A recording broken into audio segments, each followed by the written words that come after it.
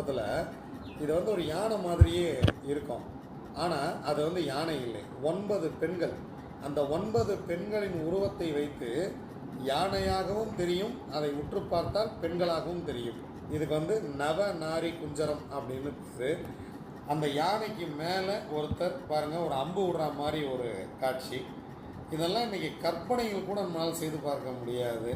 அந்த பெண்களுடைய கைகளாக இருக்கட்டும், அந்த பெண்களுடைய அந்த அந்த கண்ணை பாருங்கள், ஒரு பெண்ணின் மார்பகமே கண்ணாக இருக்கும்படி செய்திருக்கிறான்னா அவன் எப்பேற்பட்ட ஒரு மாமனிதனாக இருந்திருப்பான் அப்படிங்கிறதான் விஷயமே.